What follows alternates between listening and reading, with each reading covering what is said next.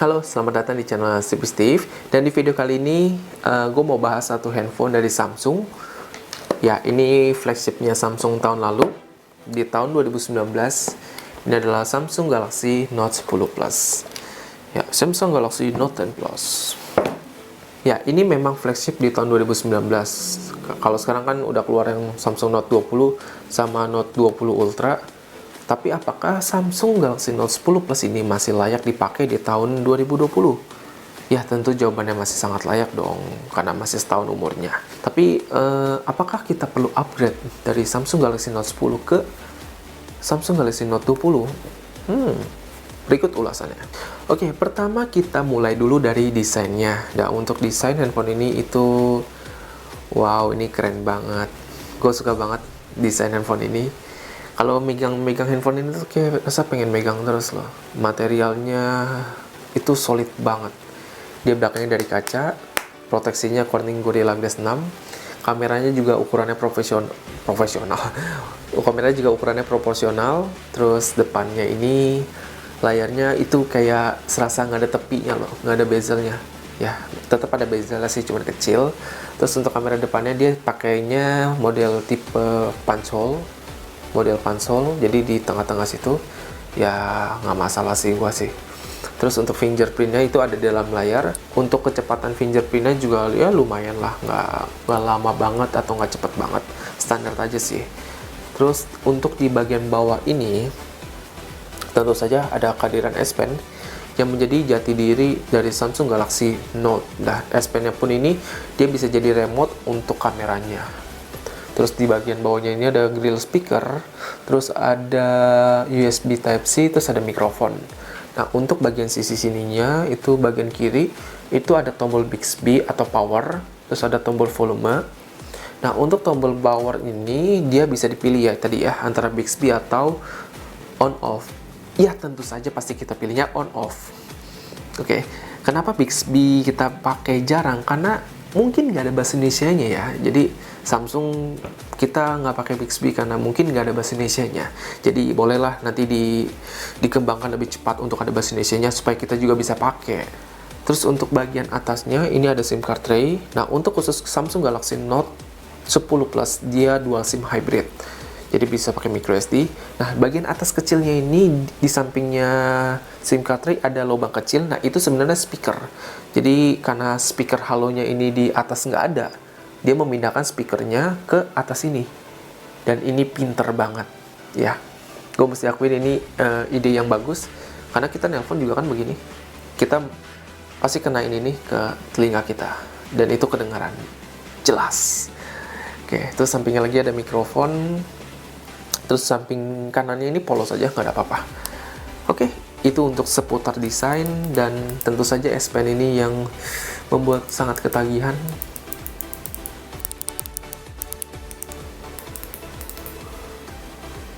Untuk ukuran layar Samsung Galaxy Note 10 Plus ini 6,8 inci. Untuk tipe layar yang digunakan ini Dynamic AMOLED. Untuk resolusinya 2K 1440 x 3040 pixel. Nah, mungkin sebagian dari kalian bertanya, apa sih itu Dynamic AMOLED? Apa sih bedanya dengan Super AMOLED? Jadi sebetulnya Dynamic AMOLED itu dia hanya pengembangan dari Super AMOLED. Dynamic AMOLED itu adalah Super AMOLED yang mendukung HDR10+. Dan yang menurut teorinya adalah di Dynamic AMOLED ini membuat gambar yang terlihat itu jauh lebih alami, seperti yang kita lihat di kehidupan nyata. Dan yang kedua, Dynamic AMOLED ini dia memancarkan sinar biru lebih sedikit dibandingkan Super AMOLED yang biasa. Jadi secara teori harusnya layar Dynamic AMOLED itu lebih nyaman di mata. Ya, teorinya sih gitu. Kita sih ya udahlah percaya aja. Untuk kualitas layarnya itu tuh bener-bener bagus. Bener-bener bagus banget. Amazing banget lah pokoknya untuk layarnya. Ini bikin ketagihan main handphone makin gila nih. Cuman sayangnya ini belum mendukung refresh rate 90 atau 120 Hz. Jadi ini masih berkutat di 60 Hz. Untuk pasar Indonesia, handphone ini yang masuk prosesornya Exynos 9825. Untuk fabrikasinya 7 nanometer dan itu dia setara dengan Snapdragon 855. Untuk RAM-nya gede banget, ini 12 GB. Untuk internal storage-nya itu yang paling kecil 256 GB dan yang paling besar 512. Yang gue punya ini 256. Dan untuk kameranya ini ada 3. Yang kamera utama itu dia 12 megapiksel. Kamera telefotonya juga 12 megapiksel dan kamera wide angle-nya itu 16 megapiksel. Nah, satu lagi ini ada yang kecil ini, dia 3D scanner. TOF kamera, time of flight, tapi ya ini cuma buat senang-senangan doang dan ada flashnya. Terus untuk performa gaming ini udah pasti bagus, nggak perlu diragukan lagi, udah pasti kayaknya rata kanan semua deh ya.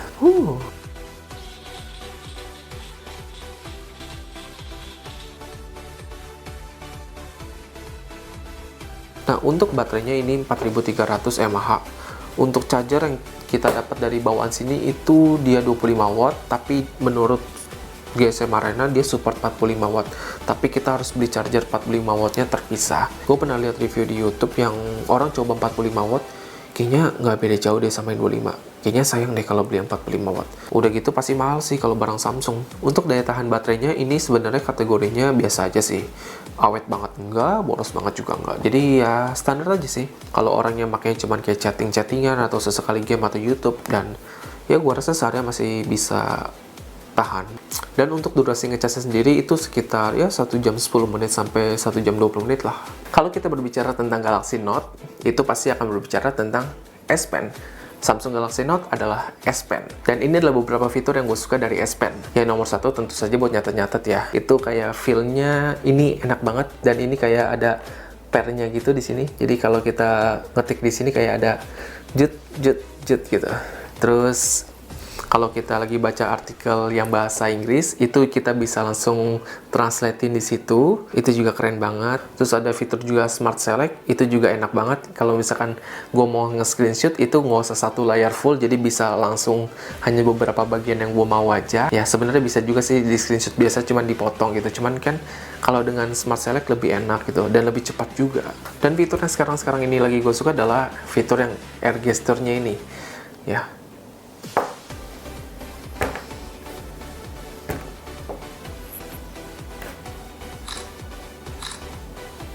Untuk konektivitas ya, handphone ini nggak usah ditanya lah, udah pasti lengkap. NFC udah pasti ada, WiFi pasti udah yang terbaik. Bagaimana kualitas dari kamera Samsung Galaxy Note 10 Plus ini? Oh ya, tentu saja ini bagus banget. Ya, ini berikut adalah hasil dari kamera dan video untuk Samsung Galaxy Note 10 Plus.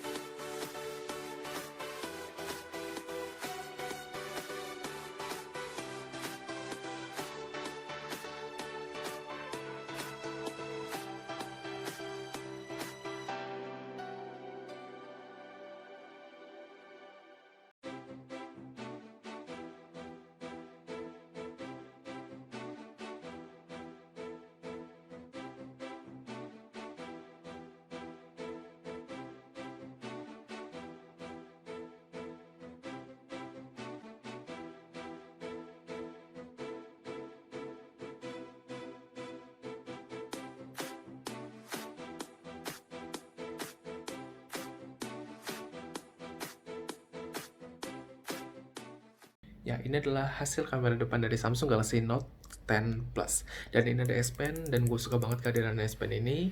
Apalagi sekarang udah bisa jepret-jepret juga lewat situ. Jadi kalau misalkan, gue kadang-kadang susah menggapai itu dia punya tombol di situ. Dan gue bisa pakai ini, tinggal cabut, terus tinggal jepret. Ya, ini sangat berguna. Ini kondisi di luar ruangan. Ini kebetulan lagi habis mendung, ya. Habis mendung, habis hujan maksudnya, dan hasil kamera depannya tuh udah pasti bagus banget.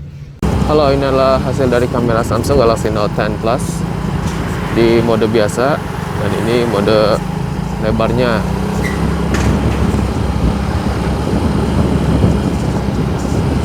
Wah, keren sekali ya ternyata.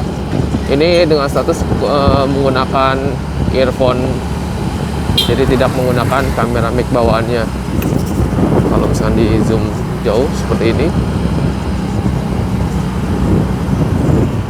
zoom biasa normal.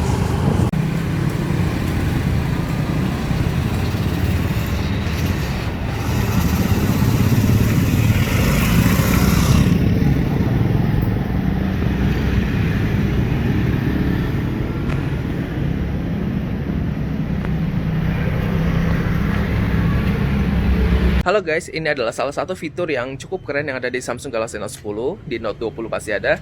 Ini namanya Live Focus Video. Jadi kalau kalian lihat di belakang ini hitam putih semua. Jadi ini tidak editan. Ini langsung dari Samsung Galaxy Note-nya.